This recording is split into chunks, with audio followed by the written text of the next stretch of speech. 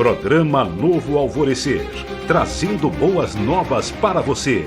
Uma realização Assembleia de Deus de Caratinga. Olá, irmãos, a paz do Senhor. Esse é o seu programa Novo Alvorecer, um programa da Igreja Assembleia de Deus, situada na rua Princesa Isabel, número 52. Hoje nós estudaremos a lição de número 2, a lição que tem como título O Nascimento de um Líder Profético em Israel. Vamos para um breve intervalo e voltamos já já.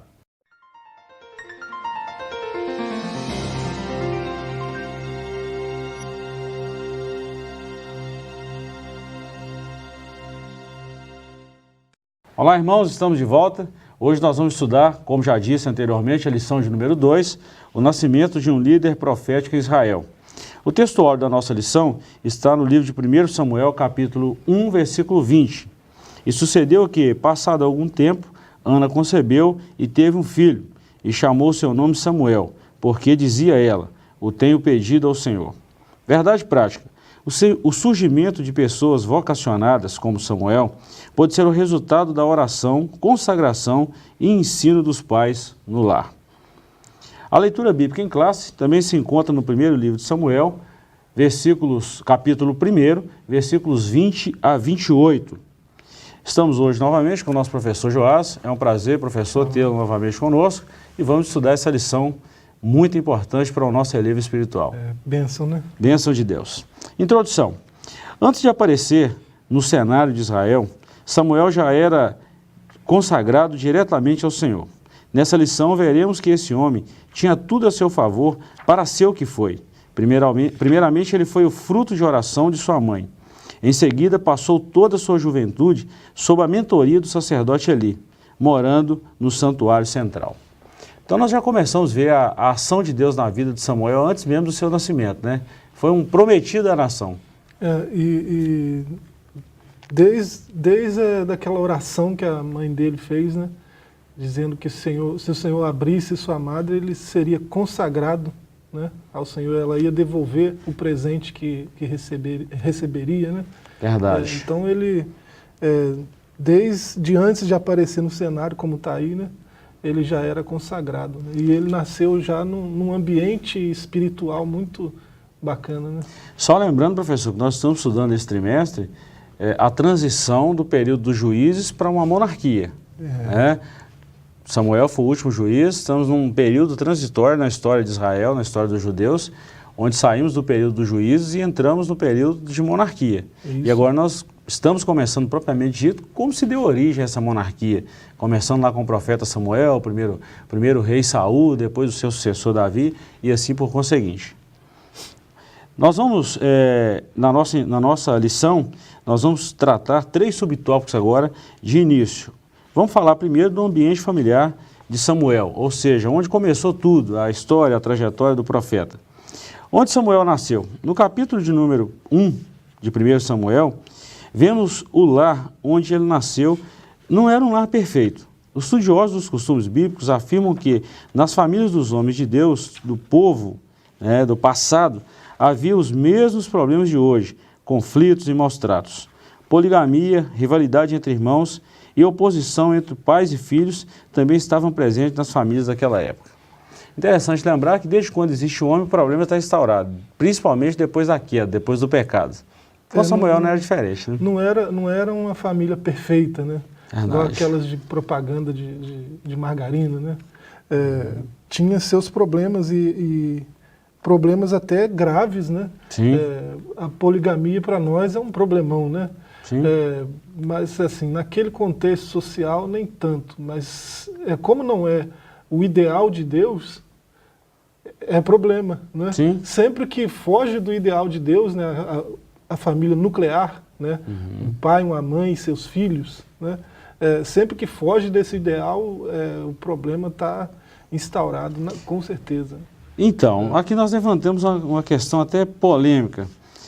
De vez em quando alguém pergunta, né, mas como é que Deus aceitava tal coisa? Deus tolerava tal coisa. Né? Fugia do princípio divino, fugia do princípio bíblico, e Deus tolerava essa situação. Com Samuel aconteceu da mesma forma na sua família, né? Eram sociedades agrárias, né? E assim, era muito muito precioso para um pai ter um filho, Sim. principalmente filho homem, né? E assim, se a sua esposa não pudesse dar filhos, ele tinha até direito, por lei, de casar com uma outra esposa que pudesse dar filhos, né? E nós vemos isso bem no início com Abraão, com os patriarcas, Jacó. A situação cultural, né? Exatamente. Tentando resolver um problema cultural, acabava criando outros problemas. Né? É bom lembrar que antes da lei de Moisés, antes da lei de Moisés, já existia uma lei muito antiga, conhecida como a Lei de Italião, datada aí 2.500 anos antes de Cristo, e havia algumas regras, alguns princípios também. E nós estamos falando de um povo cananeu, um povo ímpio que não temia o Senhor. E essa cultura, com o tempo, ela foi disseminada entre as outras nações e trouxe um problema muito consequente para as nações futuras. É bom lembrar isso. Né? O tópico 2, a bigamia presente. O autor do livro de Samuel pontua que Elcana era o pai de Samuel, só para a gente situar na história aí, tinha 2 mulheres, uma prática que feriu o princípio bíblico, posto que esse nunca foi o ideal de Deus para a família. Está lá em Gênesis 2:24 e também em Mateus, no Novo Testamento, capítulo 19, versículos 5 e 6. Era um princípio. Sim. E que havia uma tolerância de Deus até então, né? Você percebe essa tolerância aí nos versos 15 a 17, né, Deuteronômio 21. E essa outra mulher, né, Penina, provocava Ana, né, fazia chacota, afronta, bullying mesmo, né? E assim, a atitude de Ana foi uma atitude de prudência, né? Foi prudente, foi sábia, né? Ela não deu vazão à provocação de Penina, né? Ela chorava no seu canto, ela reclamava às vezes com Elcana, mas ela não revidava Penina, né? Que é muito difícil não revidar, né? Complicado, né? Essas lições traz um conteúdo prático para a gente também, uma experiência vivida, e é bom a gente citar esses detalhes, principalmente no caso de Ana e Penina, que era, vamos falar assim, quase que uma rival nessa questão de dar filhos. Então isso, no contexto bíblico, na cultura bíblica, no Antigo Testamento, uma mulher que não gerava filhos era desprezada. E foi o que aconteceu com Ana, ao ponto dela clamar ao Senhor e Deus responder a sua oração. É bom lembrar disso, né? Muito bom. Mas a bigamia estava presente e era um problema para a nação. Com certeza. Bom lembrar. No tópico 3, uma família piedosa. Apesar dessas diversidades, desses problemas, mas também era uma família muito piedosa. Apesar de todas as querelas presentes na família de Samuel, há um destaque especial para o seu lado piedoso. De ano em ano subiam à casa do Senhor para o adorar. Siló era o centro religioso da nação, que distava de Betel 18 quilômetros ao norte. Essa família subia para prestar culto ao Senhor dos Exércitos.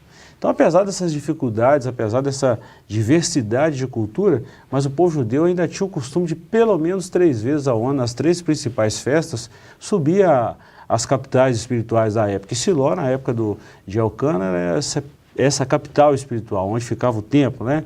A adoração. E você vê uma família piedosa, né? Você vê que Elcana tinha seus problemas na família, mas não abria mão da presença do Senhor, de cultuar o Senhor, de cumprir seus votos, né? Exato. Você vê ele de ano em ano indo à casa do Senhor, né, que está em Siló, né, uma cidade. Você vê no começo do livro a informação de que Elcana é levita, né, mas ele mora na região de Efraim, né, e Siló ficava nas montanhas ali, né, de Efraim. E assim, o templo do Senhor, né, antes do templo ser o templo, né, o tabernáculo, ele ficou bastante tempo ali. O Talmud vai dizer 369 anos, né, que ele ficou ali em Siló. Né, você vê referências aí, Josué 18, Juízes 21, 19. Exato. Né, então ele ficou bastante tempo ali. E não estava tão longe assim, né, da onde Elcana morava, né, ele morava naquela região. De 18 quilômetros, segundo a então, mas fazer esse percurso a pé não era brincadeira. Já é um pouquinho... Né? Não era brincadeira. E interessante, professor, que dentro desse quesito família, havia esse tempo de adoração. Né? Isso é muito bom. Pois bem, nós vamos para um breve intervalo, voltaremos já com mais um comentário de um tópico maravilhoso. Não saia daí.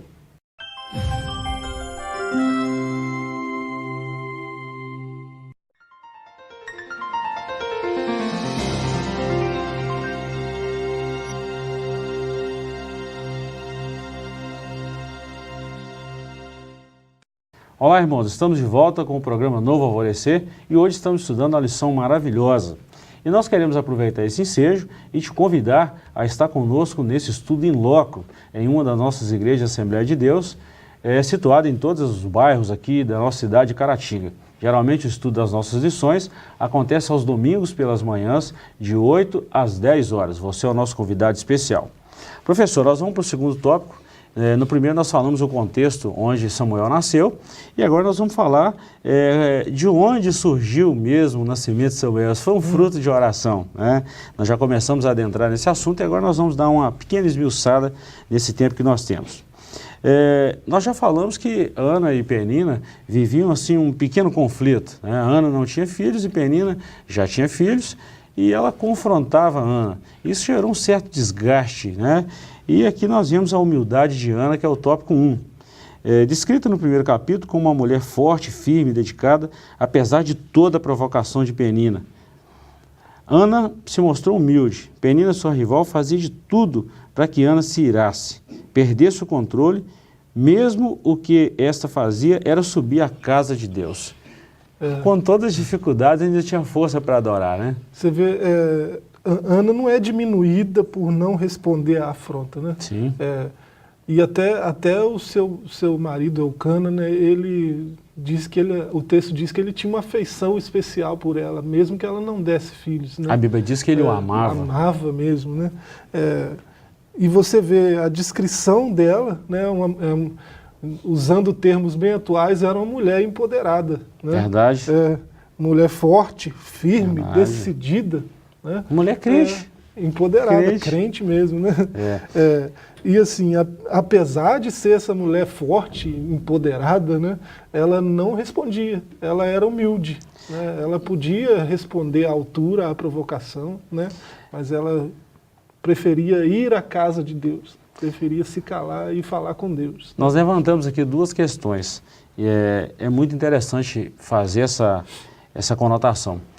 Muitas vezes nós estamos, assim, sendo visível à sociedade, né? Estamos ali na convivência em sociedade, mas os bastidores só a gente e Deus que conhece. Pois é. Né? De uma afronta, na sociedade todo mundo sabia que ela era afrontada por sua rival Penina, mas nos bastidores ela clamava, chorava e pedia a Deus. Tanto é que nós vemos isso quando ela orou e pediu a Deus um filho, né? Lá na porta do tabernáculo, na porta do templo.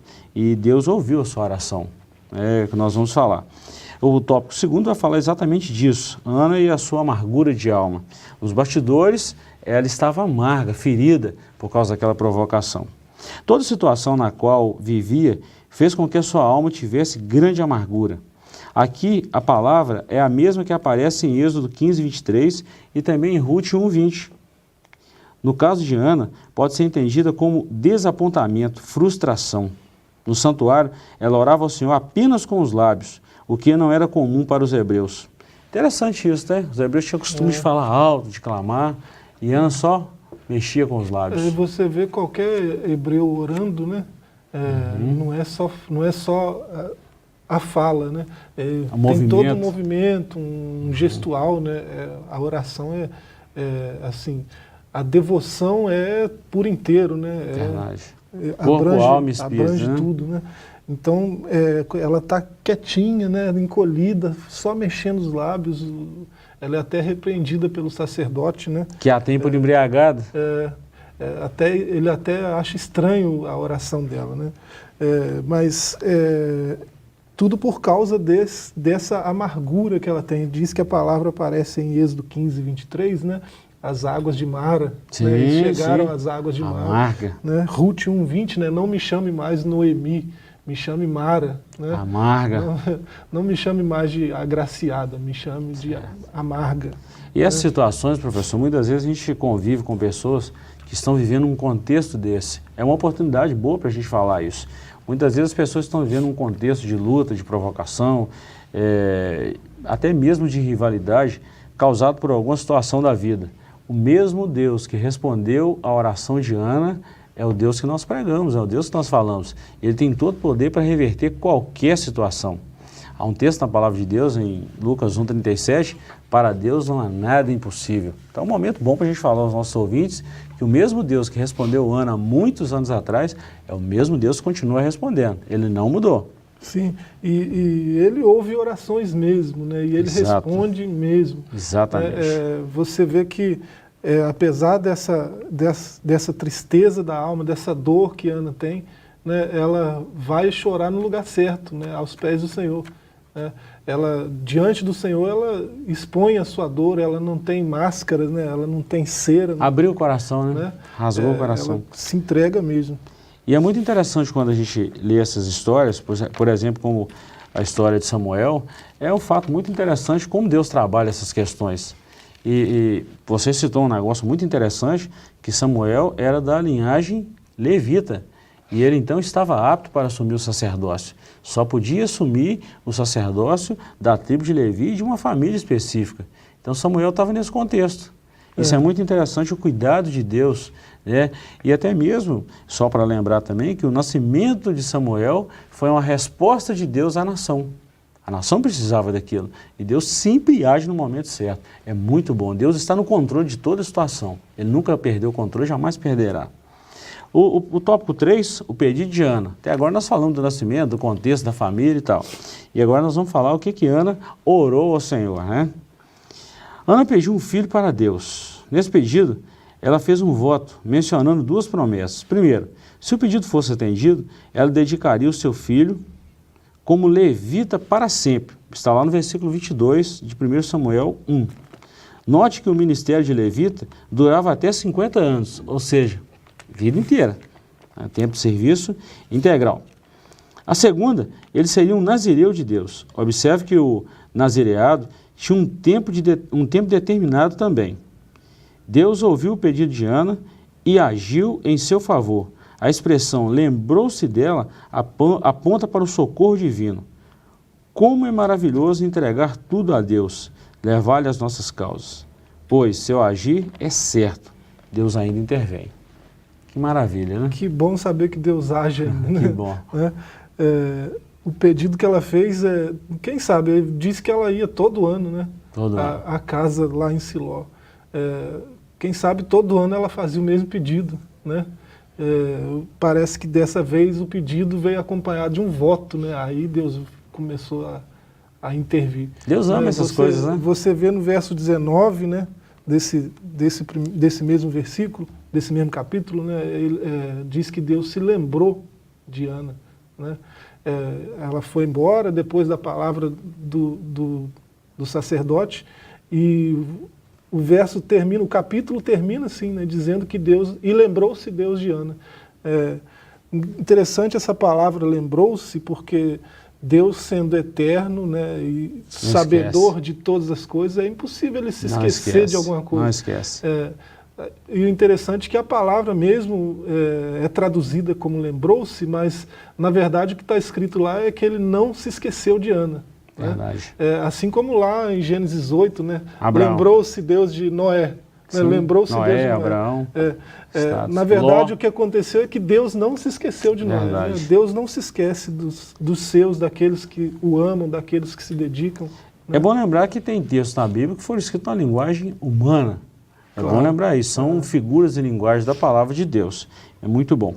Agora, que Deus tem o controle de toda a situação, isso é inevitável. Ele tem. Ele é soberano, né? Não tem como escapar dessa realidade, dessa verdade bíblica que está intrínseca, explícita e implícita em todos os textos da palavra de Deus. Isso é fato. Fato, fato. Pois bem, nós vamos para um breve intervalo. Voltamos já já com o terceiro e último tópico da nossa lição. Fique conosco.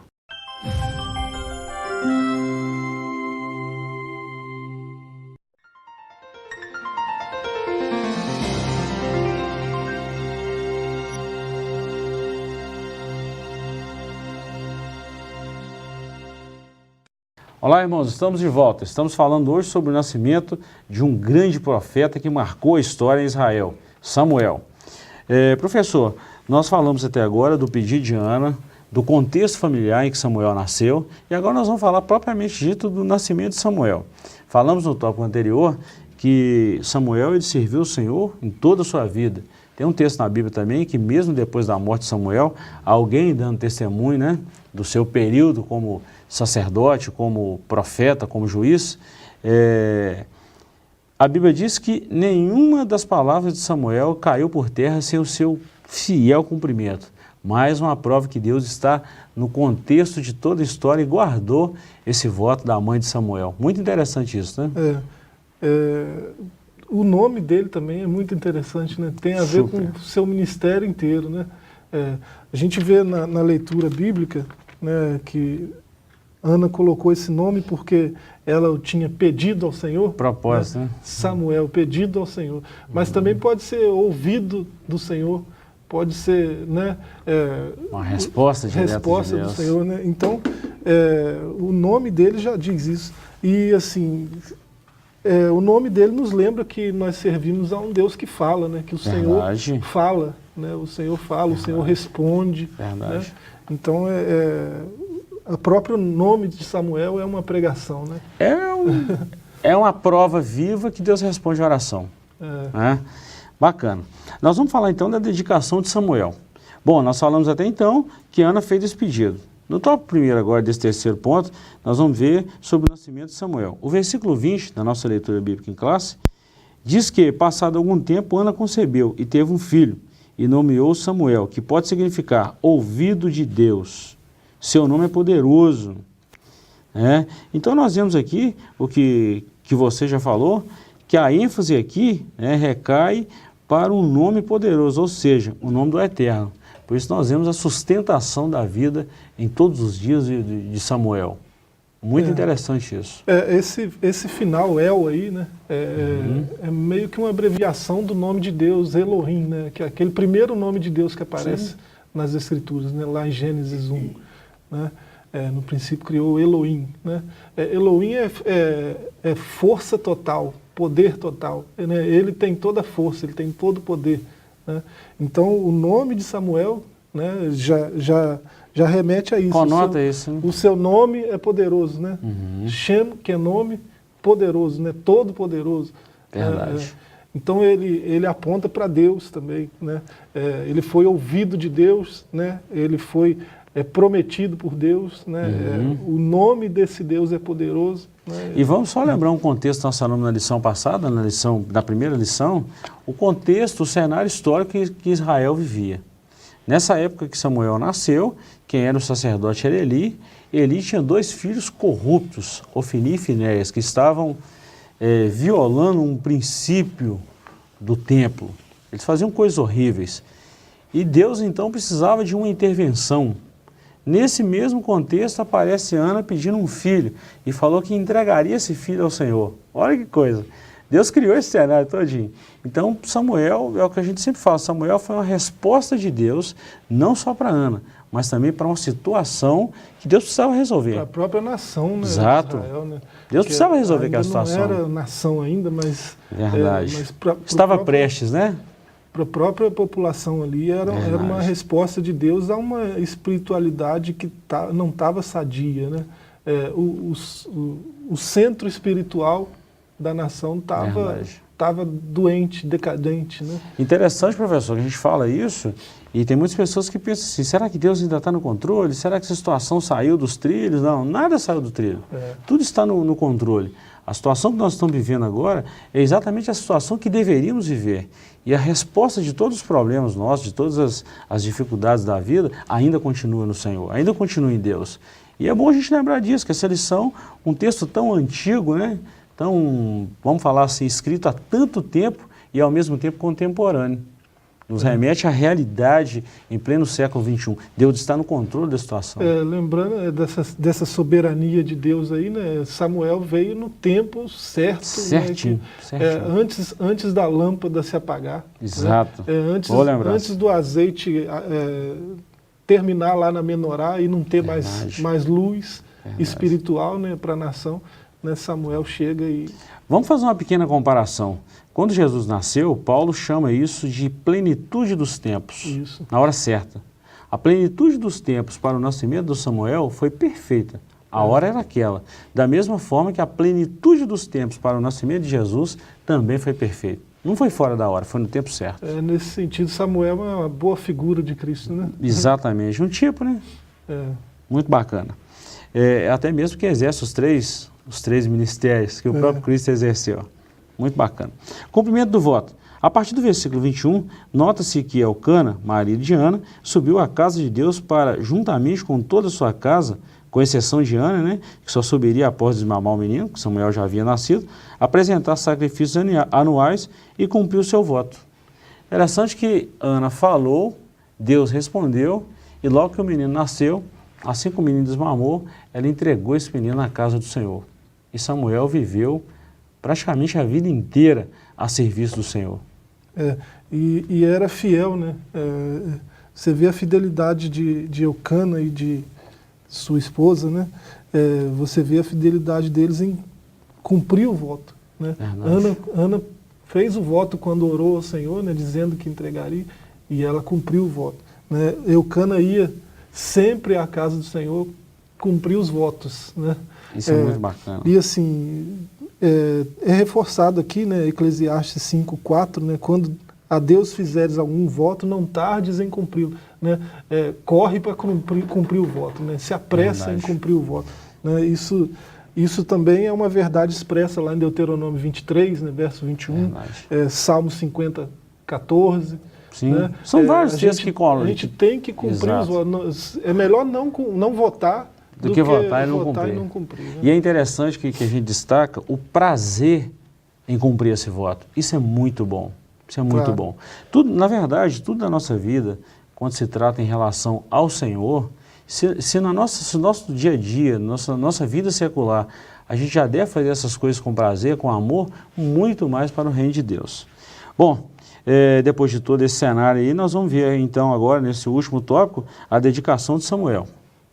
Ana lembrou a Eli de que esteve perante a sua presença, orando ao Senhor, para que se lembrasse dela. Assim, Ana dedicou Samuel a Eli para o serviço no templo, devolvendo para o Todo-Poderoso.